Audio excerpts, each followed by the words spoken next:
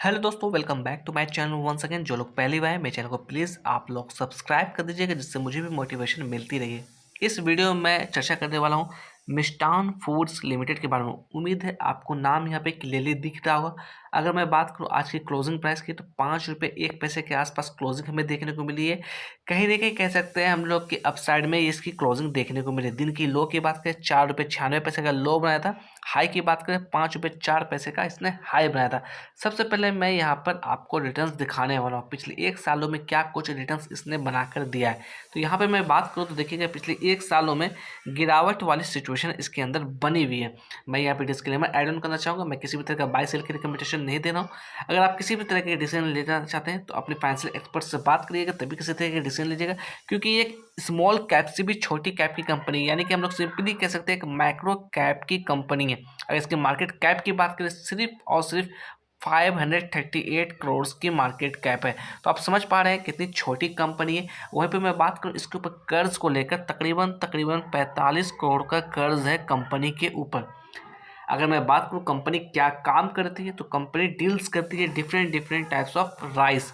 जो डिफरेंट चावल होते हैं, ब्राउन राइस होती है, उसकी ये पैकेजिंग करती है, उसकी सेलिंग्स करती है मिष्ठान फूड्स। मगर नाम से क्या लग रहा है कि ये स्वीट का बिजनेस करती है, बट आपको नाम में नहीं आना, इसके पूरे फंडामेंटल्स को चेकआउट करना, तभी किसी तरीके का डिसीजन लेना है। अगर मैं बात करूँ इसकी स्टॉक पी को अगर मैं कंपेयर करके देख रहा हूँ इंडस्ट्री पी से, तो कहीं ना कहीं ये हमारा अंडर वैल्यूड नजर आता हुआ दिख रहा है। तो ये भी एक पैरामीटर्स, ऐसा नहीं कि इस लेवल्स को देख के आपको आंख बंद करके बाय कर लेना। ऐसी गलती सिंपली आपको अवॉइड करना है। मैं बार बार कह रहा हूँ, आपको अवेयरनेस के साथ काम करना है। आपको इस गलतफहमी में बिल्कुल भी नहीं आना है कि 5 रुपये प्रति स्टॉक्स है तो ऐसा करते हैं 1000 क्वांटिटी उठा लेते हैं, सिर्फ क्या होगा मेरा ज़्यादा से ज़्यादा 5000 लगेगा।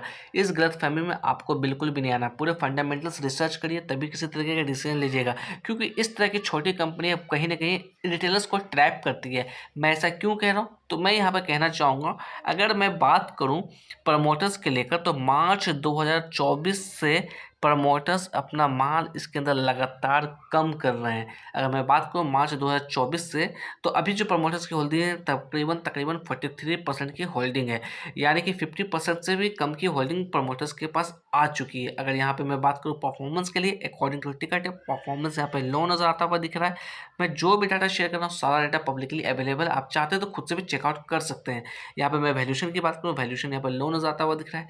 ग्रोथ की बात करें, ग्रोथ यहाँ पे लो नजर आता हुआ दिख रहा है। अगर बात करें इसके अंदर नेट प्रॉफिट की, तो क्वार्टर ऑन क्वार्टर बेसिस पे बात करें, यानी कि पिछले 2 क्वार्टर से कंपेयर करने की कोशिश करें, तो नेट प्रॉफिट के अंदर अच्छा खासा जंप हमें देखने को मिल रहा है। वहीं पे मैं कंपेयर करने की कोशिश करूँ ईयर ऑन ईयर बेसिस पे, तो पिछले फाइनेंशियल ईयर से अगर मैं कंपेयर करूँ, तो इस ईयर में कहीं ना कहीं गिरावट वाली सिचुएशन बनी हुई है। आपको अगर यहाँ पे मैं चर्चा करूँ फोरकास्ट एंड रेटिंग्स को, तो देखिए मैं किसी भी एक्सपर्ट ने से अभी तक कवर नहीं किया है। एक और बात यहाँ पे कहना चाहूँगा, जो मिष्ठान फूड्स है सिर्फ और सिर्फ आपका BSE पे लिस्टेड है, ये NSE पे लिस्टेड नहीं है। तो BSE पे सिर्फ काम कर रहा है, ये NSE पे ये काम नहीं कर रहा है। थोड़ा सा चर्चा कर ले हम लोग प्रमोटर होल्डिंग्स की, तो यहाँ पे देखिएगा प्रमोटर्स होल्डिंग है 43.48%, जिसकी मैं चर्चा कर रहा था। लगातार क्वार्टर ऑन क्वार्टर बेसिस पे प्रमोटर्स यहाँ पर अपना माल बेच रहे हैं। म्यूचुअल फंड की बात करें 0% की हिस्सेदारी है। अगर यहाँ पर मैं बात करूँ FIs की, तो FIs के पास सितंबर 2024 के अंदर तकरीबन 5% की हिस्सेदारी थी। तो यहाँ पर देखा जाए अभी फिलहाल इसके पास कोई भी हिस्सेदारी नहीं है, यानी कि इसने अपना माल सितंबर 2024 के अंदर ही निकाल दिया है।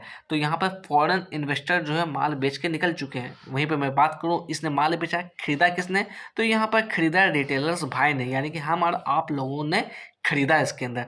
तो आप समझ पा रहे होंगे बड़े प्लेयर्स यहाँ से एग्जिट कर रहे हैं, बट छोटे जो निवेशक है, जो खुदरा निवेशक है, वो इसके अंदर एंट्री कर रहे हैं। इसलिए मैं बार बार बोल रहा हूँ थोड़ा सा आपको अवेयरनेस के साथ काम करना है। देखिएगा हम लोग आ गए चार्ट पर, 1 डे के टाइम पे मैंने यहाँ पे चार्ट लगा रखा है। सबसे पहले मैं बात करने वाला हूँ इस लेवल्स की। ये जो लेवल्स दिख रहे हैं, ये लेवल्स है आपका मार्च 2025 की मैं बात कर रहा हूँ, यानी ठीक आज से 10 महीने पहले की बात कर रहा हूँ।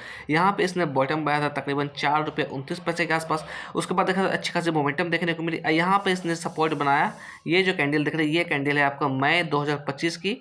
सपोर्ट बनाया 4 रुपये 52 पैसे के आसपास। तो देखा जाए हायर हाई का फॉर्मेशन कंटिन्यू इसके अंदर होता हुआ दिखा। उसके बाद इसने अपना हाई बनाया जून 2025 के अंदर तकरीबन 7 रुपये 86 पैसे के आसपास। उसके बाद देखा जाए एक तरफा गिरावट इसके अंदर देखने को मिली। अक्टूबर के मंथ में यहाँ पे इसने बॉटम बनाया तकरीबन 5 रुपये 2 पैसे के आसपास। उसके बाद यहाँ पे मैं बात करूँ, थोड़ा सा मैं जूम इन करके दिखाने की कोशिश करूँ, नवंबर के मंथ में इसने इस लेवल्स को ब्रेक डाउन दिया, एक फ्रेश सपोर्ट बनाने की कोशिश की तकरीबन ₹4.72 के आसपास।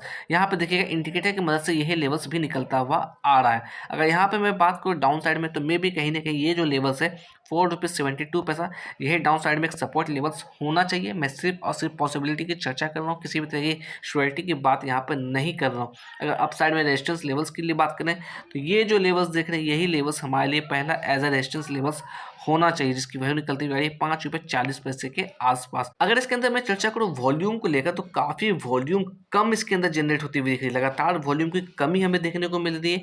और साथ ही साथ अगर बात करूँ इसके लिए 50 डीएमए के बारे में, तो इसकी 50 डीएमए की वैल्यू निकलती हुई आ रही है ₹5.45 के आसपास। थोड़ा सा आपको अवेयरनेस के साथ काम करना, जैसे मैं बार बार आपको बोल रहा हूँ, एक माइक्रो कैप की कंपनी है, तो थोड़ा सा रिस्क और रिवार्ड देख कर ही काम करिएगा।